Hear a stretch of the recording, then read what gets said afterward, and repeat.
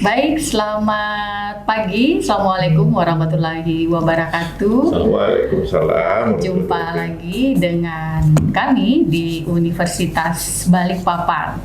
Ya, pagi ini tanggal 14 Maret 2022 bertepatan dengan ritual IKN yang dilakukan oleh Bapak Presiden Republik Indonesia Joko Widodo di Ibu Kota Nusantara. Nah, kebetulan pagi ini juga kami di Universitas Balikpapan, tepatnya di ruang rektor. Hari ini kami kedatangan tamu untuk warga kota Balikpapan. Pasti bukan lagi sesuatu yang asing ya, karena beliau adalah Bapak Wali Kota selama 2 periode terakhir, yang sebelumnya sempat menjadi Wakil Wali Kota. Ya, siapa lagi kalau bukan Bapak Rizal Effendi. Assalamualaikum Pak. Waalaikumsalam, selamat pagi. Ya, alhamdulillah dan kita sehat semuanya. Amin. Ya, ada Pak Rektor dan ada Ketua Pembina Yayasan Yapenti, Bapak Dr. Randy Susiswo. Ya, sebelum cerita nih Pak, kemarin Pak Rizal sempat kurang sehat ya Pak ya, mengalami isoman. Jadi lucu nih kemarin cerita, lihat di status Pak Rizal Effendi di IG. Jadi Pak Rizal ini kena COVID-19 tambah 3 juta ya Pak. Tapi itu ada banyak hikmah di balik itu ya Pak. Iya, ternyata orang lebih canggih memanfaatkan isu COVID. Ya, gimana Pak Rektor? Iya, jadi terima kasih Bu Aya. Ini ada 2 tokoh nih, dua-duanya tokoh Kaltim. Dua-duanya juga ini kalau bicara IKN, kalau berdasarkan catatan kami, merupakan orang yang terkemuka. Jadi pertama mungkin Pak Rizal itu di saat Pak Jokowi mengumumkan itu sampai di Balikpapan itu ada spanduk. Dan Sepaku ini kan pernah jadi bagian Balikpapan Seberang, kecamatan Balikpapan Seberang. Terus kalau saya tidak salah, saya banyak kutip di koran juga itu Pak Rizal sudah bahkan punya konsep bagaimana keterkaitan antara IKN dengan Balikpapan waktu itu. Pak Randy juga ini termasuk yang awal-awal di September tahun 2019 itu Udiba mengundang Dirjen Inovasi untuk terkait bagaimana SDM di Kaltim. Itu aja barangkali mungkin ada bagusnya sambil kita dengar Pak Rizal nih. Mungkin ada uraian, ada gambaran dengan terjadi peristiwa hari ini. Luar biasa menurut Pak Rizal ya. Iya, luar biasa. Iya, ini gimana menurut Pak Rizal barangkali? Iya, ini kan peristiwa sejarah yang tidak mungkin terulang kembali begitu. Dan ini manifestasi pernyataan Presiden bahwa beliau serius begitu mulai pembangunan Ibu Kota Nusantara dan mengundang 34 gubernur termasuk Gubernur Kaltim ya agar semua mengetahui gitu. Ya, memang sesuatu yang luar biasa, walaupun juga ada juga yang mengkritisi. Saya lihat itu ada 2 hal yang dikritisi oleh masyarakat. Pertama, ada juga yang mempersoalkan momennya kurang tepat karena kita lagi di COVID. Bukan COVID, tapi kita dihadapkan situasi ibu-ibu yang ratusan atau ribuan yang berjejer mencari minyak goreng. Kan ini lagi pusing ibu-ibu minyak goreng, tapi ada peristiwa lain yang itu sepertinya tidak kena gitu. Kedua ya ada juga kalangan agama mengkritisi jangan sampai ritual ini berkaitan juga dengan menyerempet soal akidah. Tapi terlepas dari itu ya bagi kita orang Kaltim ya senang sekali peristiwa ini, dan ya seperti juga pernah disampaikan oleh Pak Yusuf Kala waktu belum masih wakil presiden kepada saya, sebelum IKN dibangun ini Pak Wali waktu saya masih wali kota, maka yang IKN duluan adalah Balikpapan. Ya saya kira ini Balikpapan lagi menikmati, bayangkan 34 gubernur ditambah stafnya berapa, itu hotel penuh semua. Menikmati betul gitu. Ini sesuatu yang luar biasa. Dari subuh Pak Gubernur DKI, Pak Anies Baswedan, dan Pak Gubernur Sulsel, Pak Andi Sudirman Sulaiman sholat di Masjid Agung At-Taqwa. Ya, saya kira luar biasa. Ya, kita sambutlah, ini mungkin berkah. Dan saya sering menyebut IKN ini adalah berkah keempat dari Allah Subhanahu Wa Taala kepada Kalimantan Timur. Saya kira Pak Presiden juga menyebutkan, pertama kita migas, mulai tahun kalau kita lihat usia Balikpapan 123, dulu kan diawali dengan penemuan sumur gas minyak itu pertama, kemudian tahun 70-an kita diberkahi dengan menebang kayu habis-habisan, zaman banjir kap tahun 70-an, kemudian tahun 2000-an kita batu bara. Nah, sekarang ketika sumber daya alam ini mulai berkurang, kita diberkahi dengan IKN yang minimal pembangunannya, biaya pembangunannya kan 466 triliun. Saya kira ini berkah luar biasa, terutama bagi Kalimantan Timur dan bagi Indonesia atau Indonesia Timur, begitu ya. Saya kira itu catatan saya. Mungkin Pak Randy kali, karena beliau ketua KNPI, jadi pengusaha juga, terus komandan ormas juga, jadi ya mungkin terkait ritual hari ini, terus gimana rasanya gitu sebagai orang Kalti gitu ya? Ya tentu saya sebagai pribadi menjadi sebagai bagian dari masyarakat, tidak saja bagian dari masyarakat Indonesia, secara khusus bagian masyarakat Kalimantan Timur, itu bersyukur kepada Allah gitu ya. Tadi Pak Rijal sudah menyampaikan rahmat, ini rahmat Allah yang sangat luar biasa, dan kita tidak saja mensyukuri tetapi juga harus bersukacita, bergembira atas keputusan politik yang dilakukan oleh Pak Presiden Jokowi gitu. Karena sesungguhnya persoalan IKN pindah dari Jakarta itu kan persoalan yang sudah didiskusikan panjang gitu. Sejak zaman awal-awal ketika kita merdeka, Bung Karno sudah mewacanakan, sudah mendiskusikan berkaitan dengan soal pemindahan ibu kota dari Jakarta ke luar Jakarta itu. Kemudian ketika Pak Harto juga mulai serius untuk kemudian mendiskusikan persoalan pemindahan ibu kota. Kemudian lebih serius lagi ketika zaman PSBY, sampai kemudian Bappenas mendapatkan tugas waktu itu di bawah didelegasikan kepada Prof. Andri Nursandiago untuk melakukan kajian yang mendalam berkaitan dengan soal pemindahan ibu kota negara. Dan yang lebih keseriusan itu tidak saja ditunjukkan kalau zaman Pak Karno waktu itu ya ke Kalimantan, zaman Pak Harto ya pindah tapi di sekitar Jakarta saja lah gitu. Nah kemudian ketika Pak SBY sudah mulai wacananya itu semakin konkret gitu, kemudian disusunlah sebuah rencana strategis itu. Tapi waktu itu belum menjadi keputusan politik gitu. Nah, alhamdulillah kita punya presiden yang punya nyali besar gitu ya dalam kaitan keberanian untuk mengambil keputusan politik strategis, tidak ini kepentingan Indonesia gitu.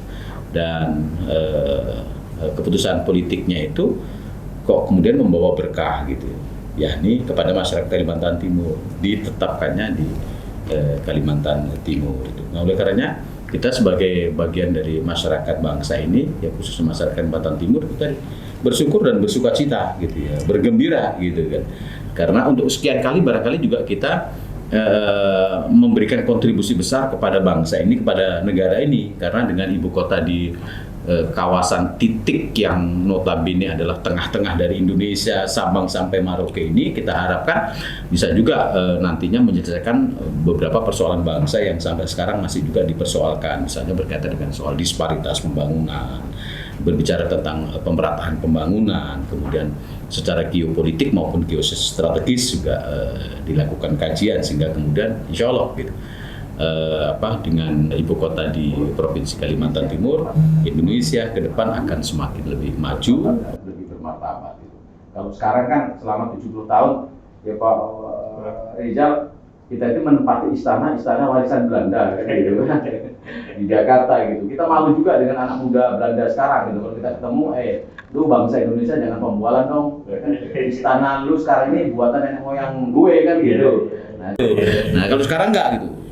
Istana negara pusat ibu kota ini benar-benar dibangun itu atas kekuatan kita dan kemudian seluruh potensi dan kekuatan yang dimiliki oleh bangsa itu sendiri, bangsa kita sendiri. Nah mudah-mudahan ini merupakan awal baik untuk kemudian Indonesia akan sekali lagi bisa lebih berkemajuan, kemudian masyarakatnya lebih berkesejahteraan, kemudian tidak lagi ada diskusi-diskusi, ada diskursus yang mempersoalkan tentang soal kesenjangan pembangunan antar kawasan dan lain-lain sebagainya gitu. Saya kira mungkin itu. Iya, jadi ini menarik mungkin ya, bahwa tadi dikatakan pembangunan IKN ini ada banyak isu yang terkait di dalamnya, tidak hanya isu politik tapi juga terkait dengan isu ekonomi gitu. Ya, tadi juga sempat Pak Reza menyinggung bahwa momennya mungkin sekarang agak sedikit ini ya, karena di saat ibu-ibu sedang ramai antri minyak goreng ya.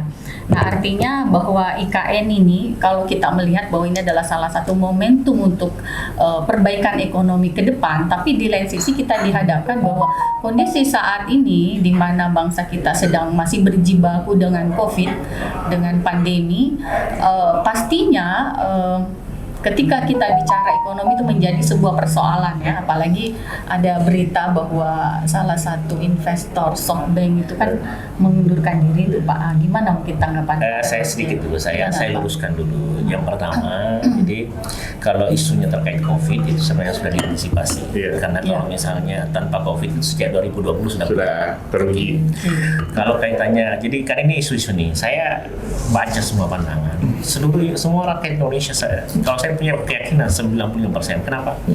Karena yang isu yang tidak setuju saat dia bilang misalnya kita 466 triliun dia tidak akan dipakai sampai 2024, padahal kan tidak mungkin.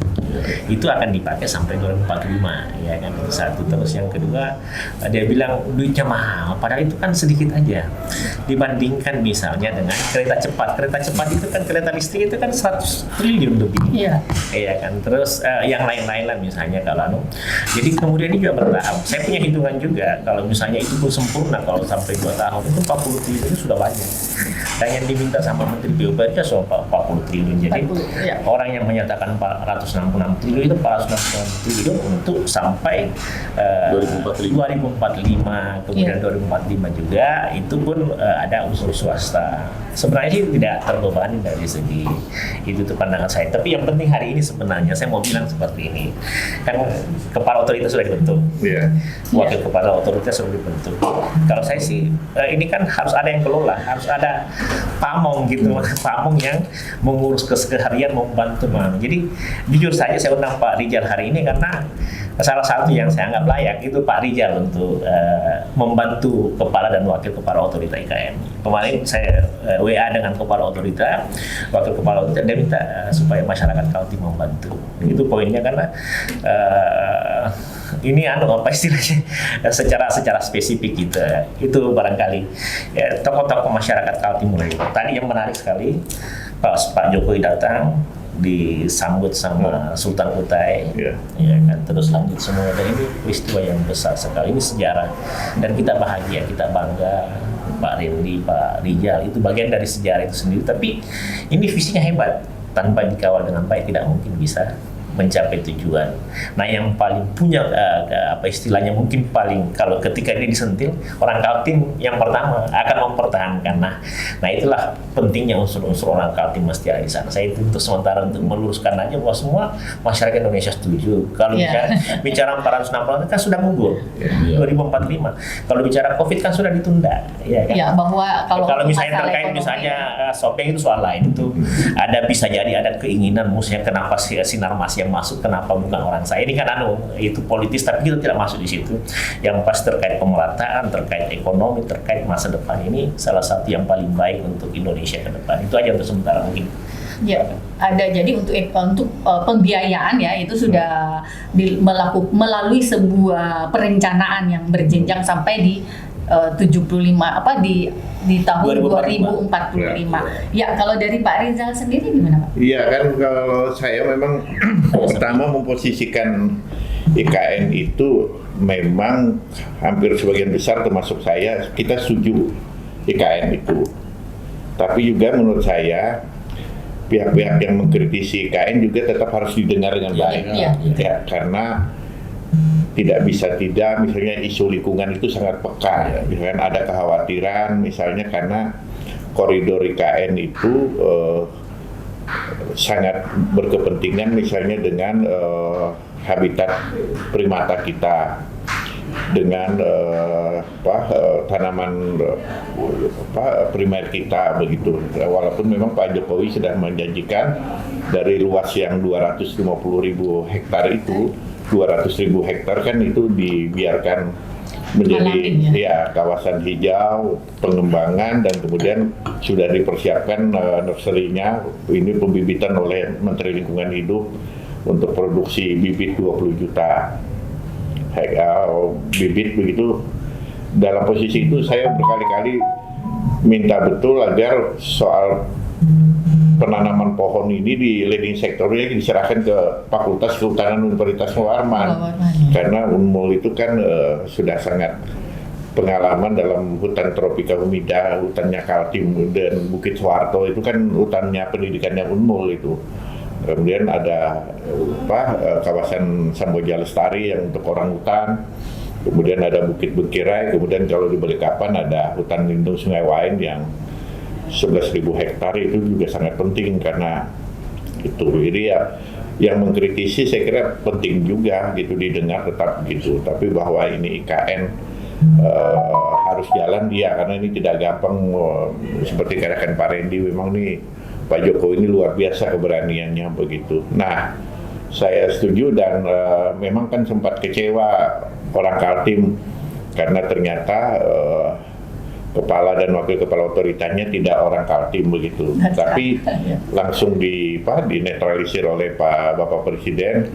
Bapak Presiden meminta agar deputinya itu diperhatikan orang-orang daerah.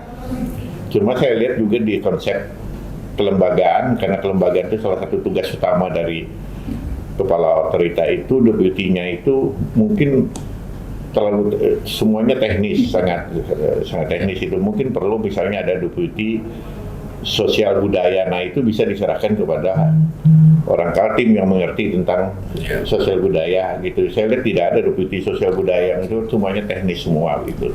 Mungkin itu yang perlu menjadikan perhatian. Kemudian saya berkali-kali juga meminta agar Institut Teknologi Kalimantan misalnya ITK kita itu menjadi proyek strategis nasional supaya ini bisa sejajar dengan ITB, ITS begitu, supaya ini bisa mencetak sumber daya manusia yang dibutuhkan selain ada Unmul, ada Uniba, ada Untak, misalnya kan Universitas Borneo Utara gitu. Tapi ITK ini kan teknologi kan.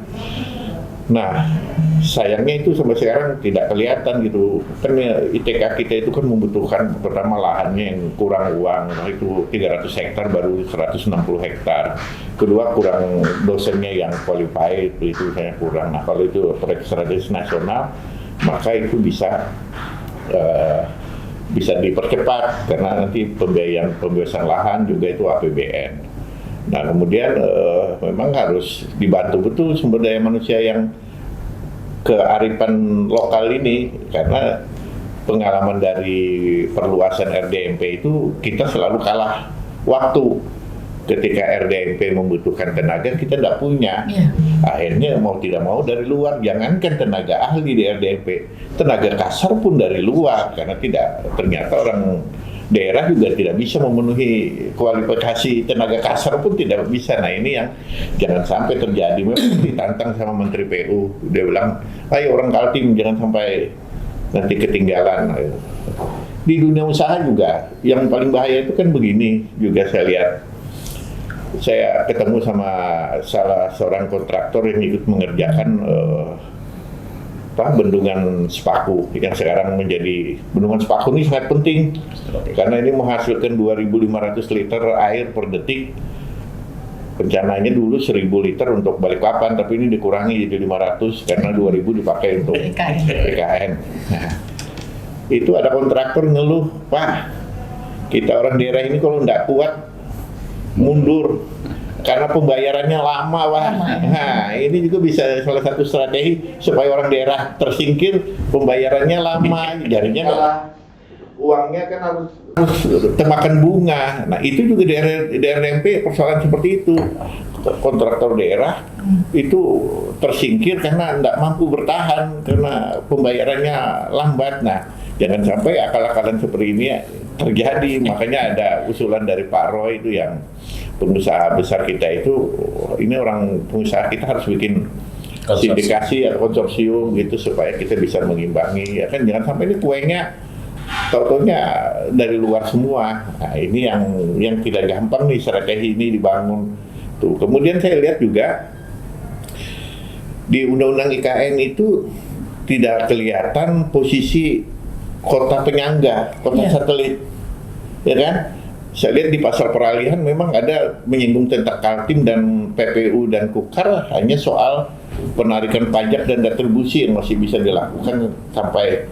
Tapi posisi kota penyangga atau kota satelit itu tidak kelihatan dalam konsep pembangunan IKN. Nah ini juga bahaya, nanti IKN-nya kencang, kita yang Balikpapan, Samarinda, Kukar dan lain sekitarnya tertinggal jauh. Karena itu juga kenapa saya ngotot, misalnya kan Pak Gubernur ngotot agar Kaltim berdaulat. Saya setuju Pak Gubernur ngotot itu misalnya soal pendapatan negara dari kelapa sawit 70% diserahkan ke daerah. Atau juga sudah lama kita berjuang agar dana bagi hasil, skema dana bagi hasil migas itu kita disamakan dengan Aceh dan Papua. Aceh dan Papua itu dana bagi hasil migas itu mereka gasnya dapat 60%, minyaknya 30%. Tapi Kaltim di luar dua itu dapat gasnya 30%, dapat minyaknya 16,5 atau 15%. Cuma 15 ya? 15 ya. Nah, ini sudah lama digaungkan itu sampai ada semangat. Sudah, kita harus nakal, kita harus kayak Aceh minta merdeka, itu supaya diperhatikan. Nah itu kan sekarang ini harus, kalau enggak kita ketinggalan. Jadi ya skema DBH, skema pendapatan negara yang lainnya, Pak Gubernur kan ngotot itu dari kelapa sawit agar 70% dikembalikan ke Kaltim. Nah supaya kita bisa ngimbangin IKN, ini IKN ngebut. Kita kalau enggak nanti balik ke kalau kontribusi kita ke itu pusat ke ibu kota berapa itu Pak? Aduh, kalau bisa dirupiahkan. Yang ratusan triliun. Wah, ratusan triliun. 600 kan udah 600 triliun per iya itu per tahun. tahun. Iya. Jadi kalau tadi migas kan 15%. Iya. Kalau 15% berarti kalau 60% itu bisa dapat sekitar berapa itu? Luar biasa berarti kan berapa 360 ya. Iya, Karena kan APBD kita kan cuma berapa? 15 triliun Kaltim gitu kan. Sudah lama itu teriak itu zamannya Pak Awang itu. Oh kita sudah teriak merdeka aja, jadi harus jadi anak nakal bayi.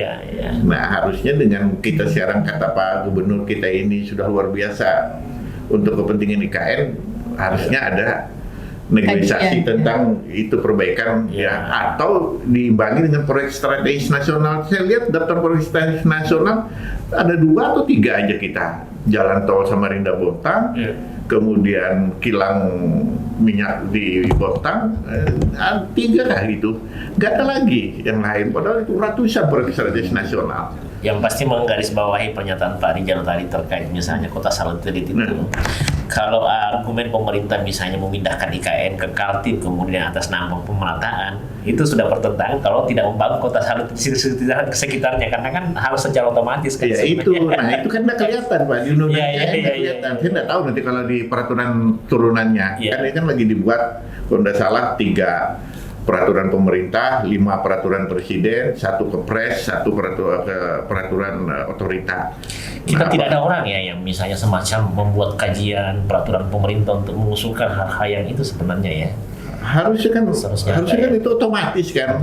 Dia kan belajar dari pengalaman Jakarta dengan Jabodetabeknya. Harusnya ini jangan sampai kejadian lagi bahwa daerah sekitarnya nanti gelisah, iri dengan apalagi ini percepatan kan otorita gitu, percepatan jangan sampai di sana udah ngebut, kita di sini ketinggalan. Ini air bahaya. Balikpapan itu kalau sekarang itu Balikpapan itu kekurangan air itu 1000 liter per detik kan. 1000 liter.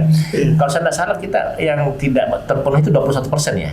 Iya, jadi kan kita butuh sekitar 2.600 liter per detik. Yang sekarang ini ada 1.500-an liter per detik. Kalau ada langkah-langkah yang strategis berisiko besar ya. Berisiko besar lah. Gitu. Memang sudah lama semua sepaku itu kita minta untuk Akhirnya sama PUPR diambil alih. Tadinya 1.000 liter mau dikirim, tapi karena ada IKN jadi 5.000. tinggal 500. Jadi, sementara itu memang ada lagi mau dibangun, ada waduk ada 5 waduk lagi mau dibangun, ada lagi. Tadi kita masih kekurangan sekitar 1.100, nanti ada supply dari IKN 500, jadi masih kekurangan lagi itu. Masih. Belum lagi ada tambahan penduduk. Tambahan penduduk. Ini yang baru. Artinya ini ada berbagai masalah-masalah yang terkait dengan IKN ini yang juga mungkin memerlukan strategi dan solusi ya dalam jangka pendek dan jangka panjang untuk menunjang kota-kota satelit di sekitar IKN ini, karena kalau tidak pasti akan menjadi beban sosial ya.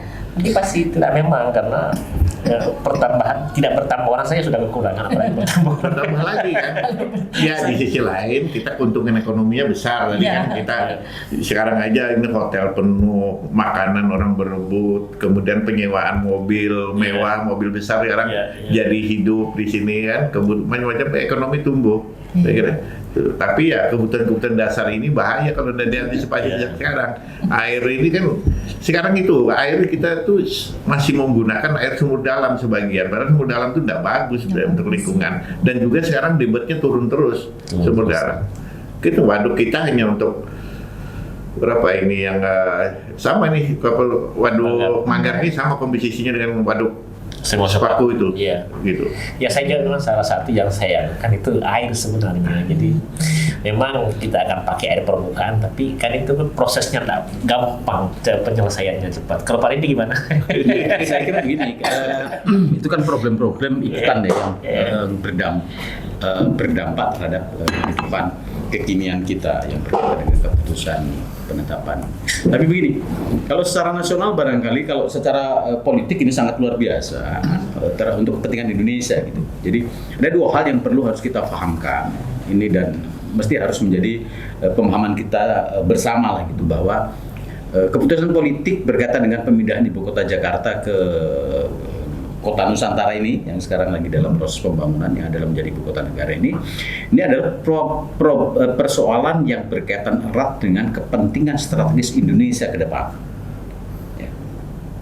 Dan ini tidak main-main gitu, karena kita akan ini menjadi bagian dari persoalan kehidupan global ini sangat luar biasa, dinamika kehidupan global juga sangat luar biasa, gitu kan. Sehingga kemudian salah satu di antara yang berkaitan dengan bagaimana kita mempertahankan eksistensi bangsa, eksistensi negara adalah keputusan politik menyangkut pemindahan ibu kota negara, supaya dengan demikian problem-problem yang selama ini terus terang saja 76 tahun kita merdeka kan kayaknya jalannya sangat lambat sekali untuk menuju Indonesia berkemajuan, Indonesia berkesejahteraan, Indonesia yang kemudian bisa seperti negara-negara yang dalam tanda petik sering kita juga banggakan, pada itu bangsa dan negara lain. Kita bangga dengan kemajuan Jepang, kita bangga dengan kemajuan Korea Selatan, kita bangga dengan kemajuan beberapa negara yang lain, tanpa kemudian menyadari bagaimana kita gitu. Nah, oleh karena selama ini kan diskusi berkaitan misalnya diskusi politik juga dari itu ke itu masalahnya yang kemudian tidak tuntas, padahal kita sudah 76 tahun merdeka, sehingga sampai ada pemio orang menyebutkan ini orang sudah, bangsa lain sudah bicara di planet yang keberapa, sudah berbicara tentang bagaimana kehidupan di Mars, kita masih jalan di tempat gitu ya. Ini problem kebangsaan dulu yang harus kita lihat dulu. Dan kita yang kedua berkaitan dengan soal ekonomi. Iyalah, ini kan kalau kawan-kawan misalnya beberapa kelompok yang secara politik ekonomi menyoroti tentang persoalan ekonomi. Ya memang ekonomi makro dunia masih kondisinya seperti ini gitu. Nah kemudian implikasinya kan tentu apa yang terjadi secara makro di dunia berkaitan dengan perkembangan perekonomian global, ya dampaknya kita di Indonesia lah gitu. Nah barangkali ke depan soal-soal yang berkaitan dengan ekonomi kita yang sekarang ini menyebabkan kita sangat bergantung ya. Kan pertumbuhan ekonomi kita, pembangunan ekonomi kita ini sekarang mau tidak mau, dan ini bagi kita sebagai bangsa agak sedikit memalukan. Ketergantungan kepada luar itu kan luar biasa Pak. Hutang kita yang kemudian dikritisi oleh beberapa kelompok yang 7.000 triliun itu yang dianggap besar gitu kan, mestinya tidak boleh lagi terjadi gitu. Ke depan tidak boleh lagi terjadi ya, untuk membiayai pembangunan negara ini yang berpihak kepada kita, ya tidak saja untuk Kaltim karena pemerintah, tapi rahmat Allah kepada bangsa ini kan sangat luar biasa. Negara kita yang dari segi sumber daya dahsyat luar biasa, kaya raya, SDM kita yang sekarang sudah hampir 250 juta, ini juga potensi dahsyat dan sangat luar biasa, yang mestinya secara ekonomi kita mampu mengelola potensi yang ada untuk kemudian kita memiliki ketahanan ekonomi yang kuat sehingga nggak perlu lagi harus hutang-hutang yang besar gitu. Kalau hutang misalnya berkaitan dengan bagaimana pengembangan industri yang berkaitan dengan teknologi mungkin iyalah gitu.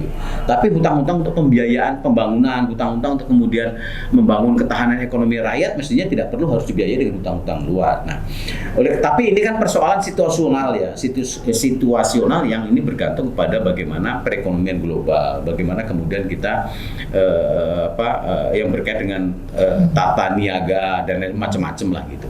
Ya, yang ingin saya sampaikan begini, karena ini adalah kepentingan politik nasional, semua pihak harus sepakat untuk kemudian kita mengedepankan kepentingan yang lebih besar.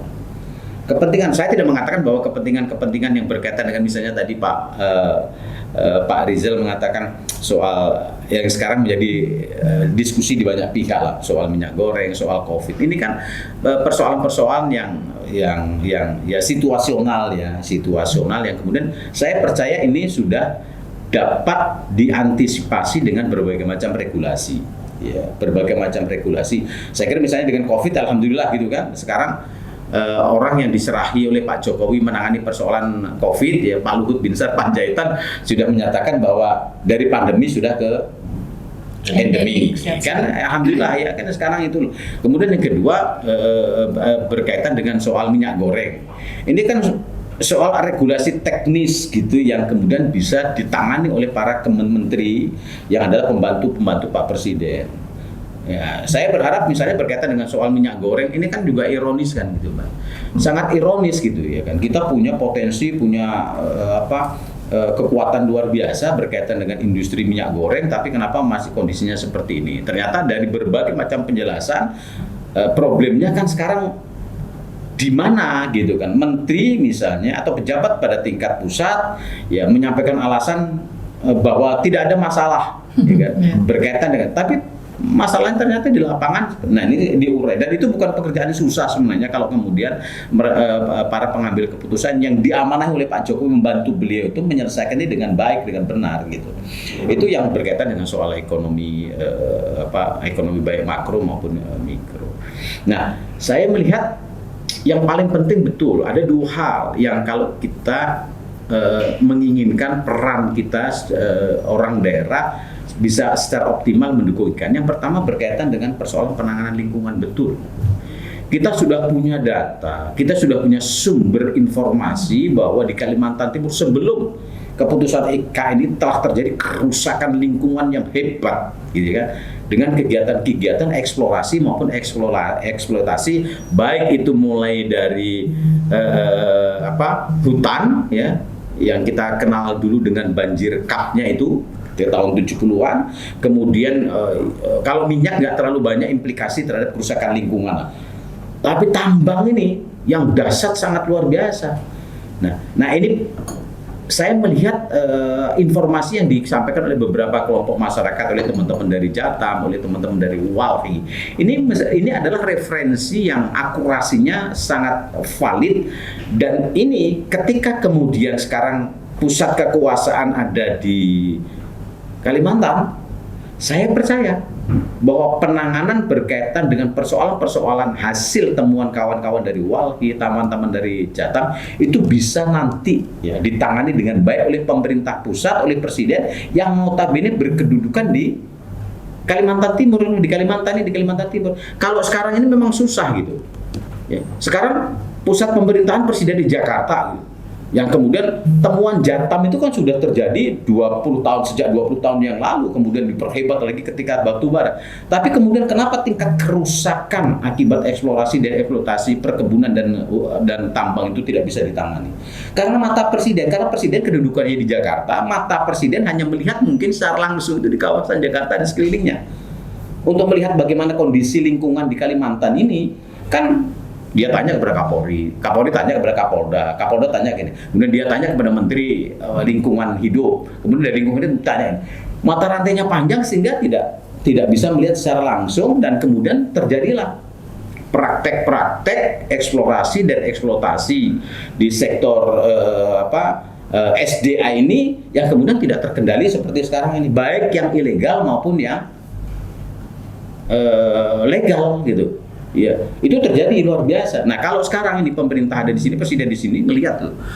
Yuk, misalnya siapa yang punya kan yang menguasai kekuasaan atau yang menguasai SDA di Kalimantan, khususnya Kalimantan Timur kan orangnya udah jelas ya Pak Rizal ya. Orangnya kan itu saja, kelompoknya itu saja gitu. Ya. Sehingga kemudian dengan konsep rencana strategis yang dibuat oleh pemerintah pusat sekarang ini lewat nanti dilaksanakan oleh badan otorita, kalau itu dikawal dengan baik dan kemudian dilaksanakan dengan penuh tanggung jawab, konsisten terhadap komitmen terhadap perencanaan yang ada, saya percaya hal-hal yang tadi misalnya dikeluhkan oleh teman-teman yang menggugat tentang persoalan lingkungan itu bisa diselesaikan dengan sebaik-baiknya gitu. Nah, yang kedua yang berkaitan dengan soal hal yang harus dan ini penting perlu mendapat perhatian semua pihak, bukan saja pemerintah. Ada soal SDM. Tadi Pak Rizal sudah menyinggung. Saya terus terang orang yang secara pribadi maupun di berbagai kesempatan saya sudah mengatakan bahwa IKN ini kan implikasinya sangat dasar luar biasa ini, ya, dari kegiatan pembangunan kan menjadi prioritas pembangunan nasional juga luar biasa. Nah, juga kalangan non pemerintah gitu juga pastilah yang sudah berinvestasi misalnya di Kalimantan Timur dengan punya tambang, punya sawit dan sebagainya. Ini mau tidak mau, ya presiden pasti saya percaya betul. Yang punya tambang harus bangun smelter di sini. Yang sekarang nggak susah loh Pak Rizal kan, pembangunan smelter susah. Pak Jokowi agak susah, presiden susah. Dan saya yakin kalau kemudian pusat kekuasaan masih di Jakarta, presidennya masih berkedudukan di Jakarta juga akan susah nih. Untuk kemudian secara konsisten mengimplementasikan apa yang menjadi keputusan politik. Misalnya kegiatan tambang, pengusaha tambang itu harus punya kegiatan industri di wilayah di mana di situ dieksploitasi. Nah, kalau sekarang di sini enggak, ya misalnya siapa yang punya tambang di sini? KPC misalnya. KPC kamu jangan ngeruk aja dong. Ya, tambangnya kamu bangun smelter sini. Kalau enggak, tutup. Kemudian apalagi yang Arutmin misalnya, atau kemudian Adaro dan sebagainya. Nah, itu saya yakin dari sisi pengawasan, dari sisi kontrol akan lebih juga cukup bagus gitu. Nah, pertanyaan kita, kesiapan SDM orang daerah itu seberapa siap gitu, dan kemudian usaha-usaha untuk mempersiapkan orang daerah itu seberapa jauh kesungguhan, baik yang dilakukan oleh pemerintah, terutama pemerintah daerah, ya kan, maupun ya kita masyarakatnya itu sendiri. Kalau enggak, kita betul apa yang sempat disinggung Pak Rizal, kita akan menjadi penonton. Saya sering mengistilahkan begini, ya kalau kemudian kita berdiam diri dan menerima seperti anak ayam yang kehilangan induk, artinya kamu mau hidup ya kamu usaha sendiri, mau berkualitas ya usaha sendiri, kalau kamu nggak mau tergilas ya tergilas sendiri, ya kalau masih bisa menjadi penonton masih mending, berarti di kantong kita, di dompet kita ada duit untuk beli karcis bisa nonton kan, itu ilustrasi seperti itu. Tapi kalau kemudian kita nonton pun nggak bisa Pak Rizal, ya. Apa jadinya? Nah, oleh karenanya ibarat ayam yang tidak ada induk, ya. Dan pemerintah tidak boleh, terutama pemerintah daerah sekarang ini. Makanya kemarin saya ketika diskusi dengan anak-anak mahasiswa, saya sampaikan itu. Coba kawan-kawan yang dari daerah-daerah sekarang datang ke masing-masing daerah, apakah provinsi maupun kabupaten kota. Rencana strategis pembangunan yang disusun, ya, kira-kira seberapa kuat di dalamnya itu muatan mempersiapkan SDM khususnya berkaitan dengan menghadapi ikan.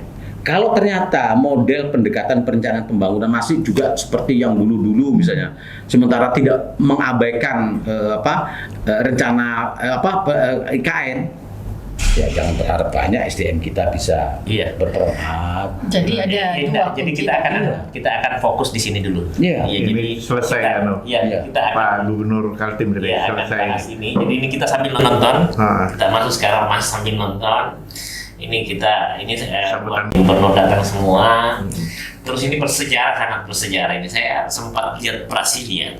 Itu foto-foto yang lama itu kemudian dia sampai sekarang itu luar biasa. Usaha Presiden Brasilia ini untuk memindahkan sama dengan Jokowi saat ini. Dan kalau kita lihat ini kan kita tangkap Pak, ini kan simbolik ini ya. Ini prosesi simbolik ya, di mana kemudian seluruh gubernur diminta untuk membawa tanah, ya kan, dari seluruh Nusantara, seluruh Indonesia, kemudian membawa airnya. Ya, harapan kita memang tanah dan airnya itu tetap menyatu seperti yang disumpahkan oleh bangsa ini ketika oleh para pemuda ketika 28 Oktober 19 Sumpah tanah air ini. ini sumpah tanah Bukan air. Sumpah Pemuda, Sumpah Cuman Tanah Air. beda saja mengekspresikan ini beda. Kalau Sumpah Pemuda dulu lewat pernyataan, kalau ini lewat itulah gitu ya. Ada juga yang menarik bahwa ternyata jadi gubernur-gubernur ini sebelum dia berangkat mereka pun melakukan prosesi mengumpulkan tanah dan air dari daerah-daerah yang ada. Iya. Nah, jadi di situ pun sudah kelihatan bagaimana nuansa kebersamaan ya. Jadi setiap daerah pun melakukan ritual itu. Jadi beberapa tanah-tanah ada, tanah-tanah yang mempunyai nilai historis. Misalnya tadi di Jawa Timur itu dari tanah Majapahit, bagaimana tadi NTB, NTT dan daerah-daerah lain mengumpulkan semua gitu. Jadi dari situ saja mulai dari masing-masing provinsi saja dia sudah lakukan ritual ini, kemudian itu dikumpulkan di sini. Ini luar biasa sekali. Jadi ya terlepas dari adanya masalah-masalah pemikiran yang lain, saya rasa ini luar biasa ya sejarah. Kalau saya yang saya pahami dari Pak Jokowi ini ya, bagaimana itu ini betul-betul tanah Nusantara gitu. Pak Rijal barangkali ada komentar terkait prosesi tadi saya terharu itu waktu datang Pak Jokowi, terus Sultan Kutai memberi itu, terus kemudian gubernur datang, tapi apa ya kalau di Kaltim diwakili tadi sama Kutai dan Pasir ya. Pak Rijal kira-kira gimana Pak Rijal? Iya, yang Kaltim tadi itu mengambil tanahnya dari Kutai Lama ya, kerajaan pertama kita itu di Kutai Lama. Ya memang warna budayanya kan tinggi sekali gitu, dan kita saya juga menyarankan ada warna adat di Kalimantan juga lengkap gitu. Ada suku Dayak, ada Banjar, ada Kutainya gitu ya kan. Kemudian suku lainnya yang kuat kan ada Sulawesinya gitu, Sulawesi. Kemudian Jawanya. Ini kan daerah Sepaku ini sebenarnya daerah Jawa dulu tahun 70-an ini transmigran. Yogyakarta ya, Jogja ya. Saya pernah masuk tahun 70-an itu mengikuti transmigran. Kontraktornya sampai bangkrut itu membuka lahan ini. Kenapa bisa Pak? Rugi dia, salah hitung gitu. Nah, karena anunya kan medannya ternyata berat. Tidak bisa diperhitung, tidak sesuai perhitungan ya. Rugi. Dan ini kan kawasan hutan tanaman industri. Ini itu memang cantik ini kalau dari atas kan pohon eukaliptus gitu. Eukaliptus yang diperkenalkan Pak Yasin jadi penahan virus COVID juga. Nah. Ini kan setidaknya hari ini kalau saya jalan luar biasa ini strategi pemerintah untuk mengundang gubernur ini kan secara tidak langsung. Saya berharap di sini nanti di titik nol apapun bentuknya simbol ini harus diaktualisasikan dalam bentuk apakah prasasti, apakah kemudian pasti karena kan semacam Monas lah gitu ya. Yang kedua mungkin ada museum. Di prasasti itu ya, kalau museum kan kayak Monas kan museum nasional itu kan sebenarnya monumen nasional itu kan, tapi ada museum yang kemudian bisa bercerita tentang prosesi. Pohonnya ini kan cantik memang, walaupun sebenarnya ini bukan pohon alam. Ini pohon HTI. Iya ini kan tadi ada beberapa kesimpulan kan kita dapat hari ini. Deputy itu kan terlalu teknis, setidaknya ada tambahan. Itu yang seperti dua yang saya melihat deputy tentang berkaitan dengan sosial budaya dan deputy khusus berkaitan dengan SDM Pak. SDM ada SDM Pak, strategis. Dua itu sebaiknya isi orang Kaltim gitu, paling tidak dua lah. Dari sekian banyak deputy paling tidak dua itu. orang Kaltim. Juga kita lihat tidak ada apakah itu di sekretariat, misalnya deputi komunikasi dan Pak. Ya, komunikasi cocok juga. Tidak ada juga saya lihat. Orang lokal komunikasi itu cocok karena dia akan mengkomunikasikan. Tapi ini kan memang tidak semua ngerti seperti yang Pak Rijan sampaikan tadi. Makanya saya panggil hari ini karena memang kita mau bicara hal di situ, air apa semua. Iya, memang kan Pak Randy kan kalau yang nasional biarlah itu urusannya lebih banyak nasionalnya kan. Tapi kita kan orang daerah harus jangan sampai jadi penonton. Nah, kategori jangan jadi penonton itu ya kita bisa terlibat di sana, ya budaya itu. Kan ini kan perekrutan sekarang staf dan tenaga ahli. Nah, kita berharap itu sebagian dari daerah ya kan gitu. Kemudian deputinya, nah kemudian juga pekerjaannya. Ya, jangan sampai kasihan ini pengusaha daerahnya nggak banyak dapat. Kan ada satu Pak yang menjadi kekhawatiran saya, terlepas dari ke kita lah, itu euforia orang, mestinya Kaltim ini orang Kaltim euforia ya tadi. Ada satu problem memang yang menjadi kekhawatiran saya yang berkaitan dengan soal SDM. Ini kan nanti dibarengi dengan masuknya ratusan bahkan jutaan orang dari luar dengan kualifikasi, kompetensi tinggi loh. Baik yang mengelola negara karena jabatannya melekat sebagai ASN, ya pegawainya sebagai pegawai, maupun yang mengelola kegiatan swasta. Orang-orang dari luar ini sangat luar biasa. Itu yang menjadi khawatir. Nah kalau kemudian tadi kita tidak siap, habis kita. Sekarang di sektor pembangunan saja Pak. Ya tadi Pak Andi DMP. Nah, sekarang bangunan nih. Saya nggak usah jauh-jauh Pak. Itu saya bangun masjid, bangun gedung ini. Orangnya dari Jawa semua. Nah, yang orang kita hanya senang cukup. Kamu jadi security ya, kamu jadi satpam. Iya, hormat juga dengan Pak ini, Dr. Haji Sofyan Effendi. Iya. Dia katanya bikin apa semacam lembaga di Unmul atau apa ya persiapan mengantisipasi kebutuhan SDM kajian itu ya. Saya kira oke begitu. Iya, hanya karena Pak Haji sebenarnya banyak bisa kerjasama. Saya kemarin berteman dengan Dirjen Bina Konstruksi itu kan pertawarkan. Jadi kita salah satu tantangan kita itu pekerja keras kan. Tenaga kasar misalnya kita akan bangun konstruksi. Tenaga konstruksi kita tidak kompeten kan. Kalau misalnya lihat misalnya kalau ada sekitar 10.000 atau 100.000 itu 10.000 aja yang memenuhi syarat. Sebenarnya tinggal orang-orang nanti yang bekerja IKN bekerja sama dengan Kementerian PUPR, negara yang membiayai itu ada format gratis sebenarnya. Jadi kan mungkin kita harus cepat menangkap, misalnya kita harus bisa membuat buku saku pembangunan infrastruktur atau konstruksi di IKN. Itu harus cepat disosialisasikan kepada pengusaha-pengusaha konstruksi kita, pengusaha catering kita, pengusaha supaya sama-sama paham, oh ini kebutuhannya harus saya lakukan ini persiapan supaya jangan sampai ketinggalan. Jadi itu kan Pak Rijal kan. Jadi saya kan sekarang kita tahu tahapan pembangunan undang-undang kan 5 tahap.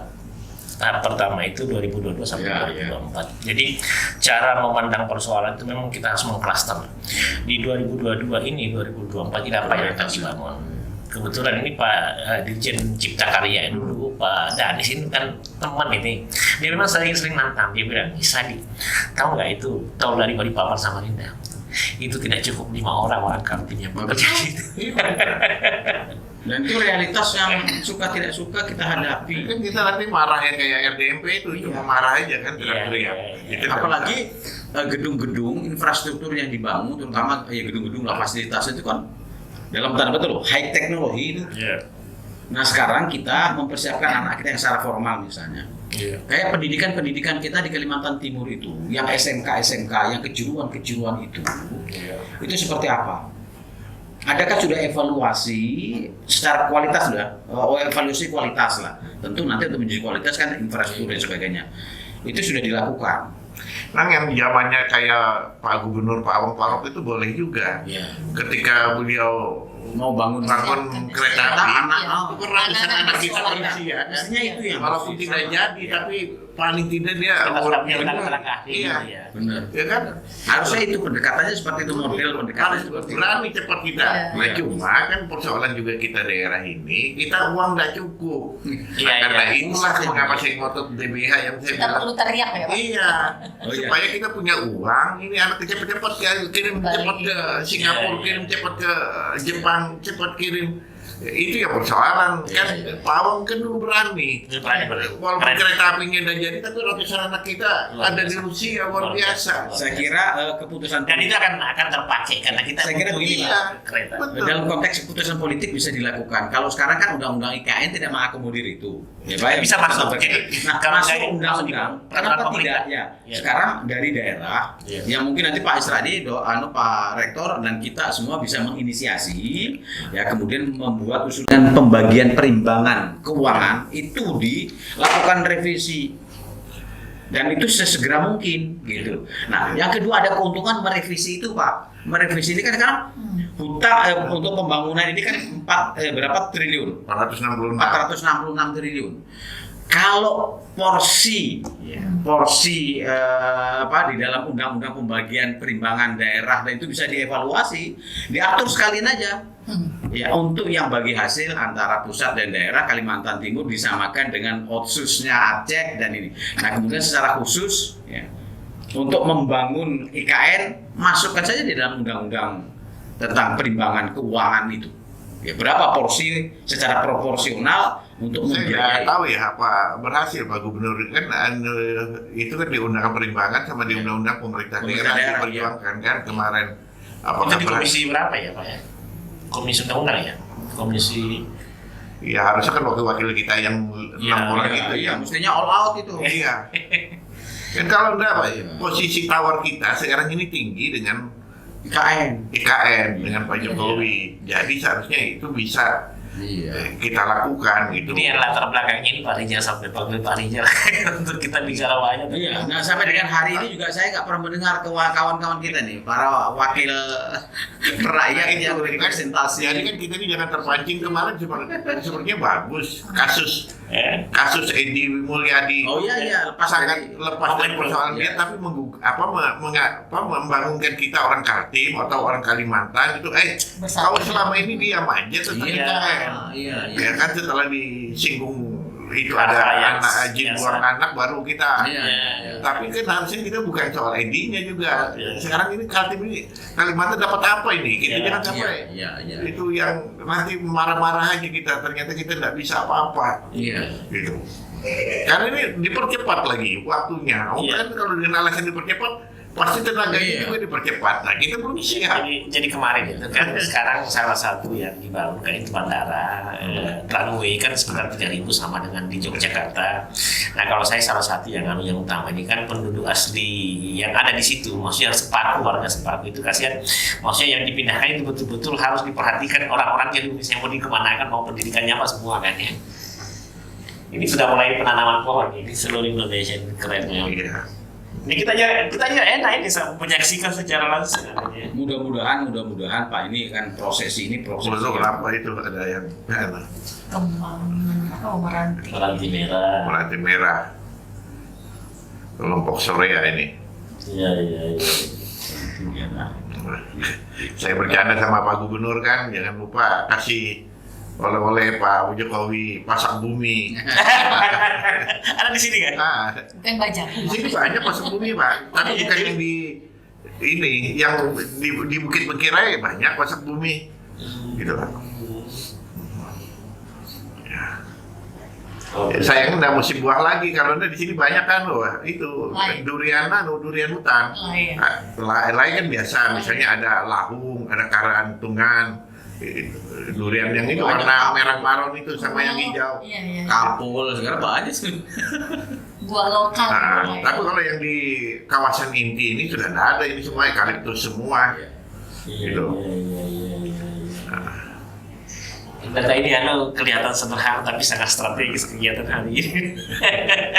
Ini dunia juga akan menyaksikan Pak bahwa Karena Meranti ini lebih cepat bisa tumbuhnya dibandingkan Ulin.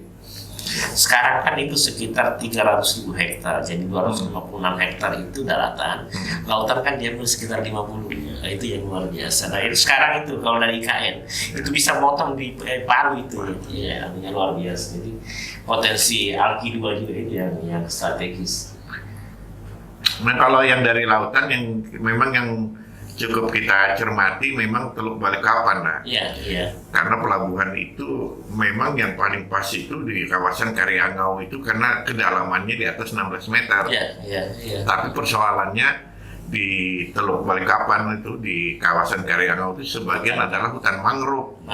Mangrove itu sedikit saja dibabat itu gemanya ke seluruh dunia. Jadi isu dunia. Itu ada yang namanya stand itu yang peneliti mulai tahun 2000-an dari Ceko itu keras betul.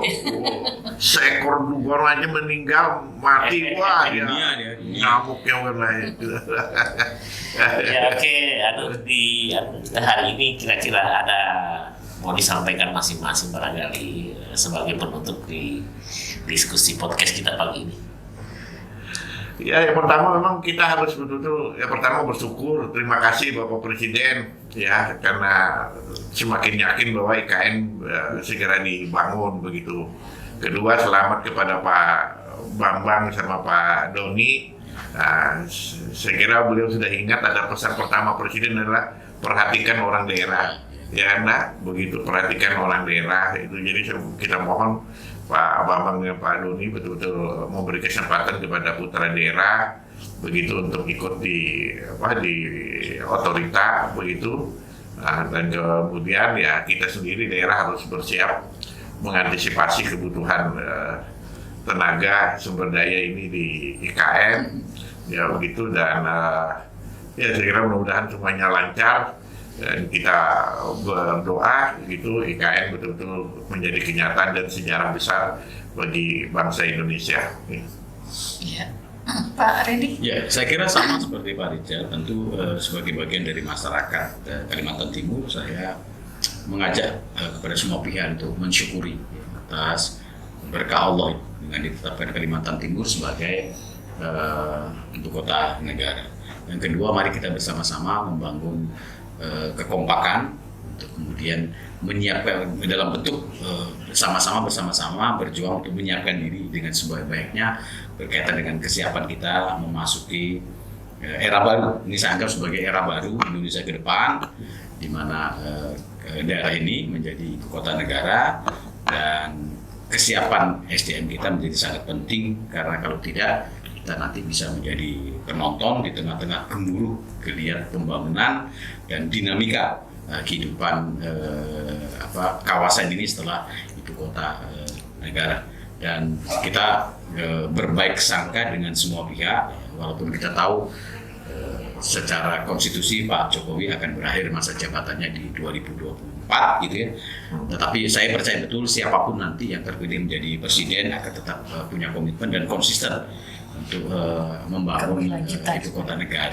Konsep pembangunan kita secara strategis, secara nasional harus berkelanjutan. Siapapun presidennya tidak ada masalah. Yang penting IKN-nya tetap di Kalimantan Timur yang namanya sudah diputuskan menjadi kota Nusantara. Saya nggak tahu apakah nanti IKN Nusantara atau daerah khusus ibu kota Nusantara. Nah, kalau di Undang-Undang 3 itu sudah disebutkan Ibu Kota Nusantara. IKN jadi memang sudah perencanaan lama itu. Jadi negara kan diangkat menjadi kepala otorita IKN Ibu Kota Nusantara. Jadi dia Nusantara itu udah lama sebenarnya. Jadi saya sambil bercanda mudah-mudahan ada minyak goreng Nusantara. Dan kepada Pak Gubernur Pak Isra Nur gitu karena sekarang kekuasaan politik di daerah ini ada di tangan beliau. Saya berharap bersama-sama dengan kepala daerah yang lain, kabupaten kota bisa menyiapkan seluruh rencana strategisnya gitu, termasuk juga politik anggarannya itu untuk menguatkan masyarakat dalam rangka menghadapi IKN ini. Saya kira itu. Buaya, Pak Rektor. Terima kasih. Pak Isradi? Iya, saya itu sejak awal, yang pertama itu ketika saya melakukan perjuangan, saya sangat meyakini bahwa kebijakan ini sangat bagus untuk Kaltim, bagus untuk Kalimantan, bagus untuk Indonesia Timur, bagus untuk Indonesia, maupun bagus untuk dunia. Nah, berlatar dari situ, saya anggap apapun yang saya lakukan untuk memperjuangkan IKN itu amal jariah. dan saya sangat meyakini bahwa itu bagus untuk anak-anak kita ke depan. Nah, tentunya sebagai akademisi itu saya akan mengkaji dari semua unsur, baik dari yang pro maupun yang kontra, untuk mengkaji ketika misalnya ada pertanyaan saya harus mengkaji secara ilmiah untuk jadi referensi anak apa. Yang pasti kita bangga, kita bersyukur, dan yang paling utama sebaik-baiknya visi tanpa dikawal dengan baik itu bisa melenceng, dan itu tugas kita semua. Terima kasih Pak Rijal. Ya, jadi ada beberapa kata kunci tadi yang sempat kita tangkap dalam diskusi ini ya, bahwa terkait dengan pembangunan Ibu Kota Nusantara. Ada beberapa hal yang mesti diperhatikan, yaitu terkait sumber daya alam, bahwa kita tidak mau sumber daya alam tapi bagaimana sumber daya alam yang ada mampu dikembalikan memberikan kebermanfaatan bagi kemaslahatan umat atau masyarakat, khususnya di Kaltim dan Indonesia pada umumnya. Kemudian kesiapan SDM kita di dalam menyambut pembangunan ini, apakah kita siap? Kemudian ketika sudah siap, apakah kita mampu untuk melakukan itu? Bagaimana dari segi kualitas dan kuantitas kita? Jangan hanya menjadi penonton di pembangunan ini.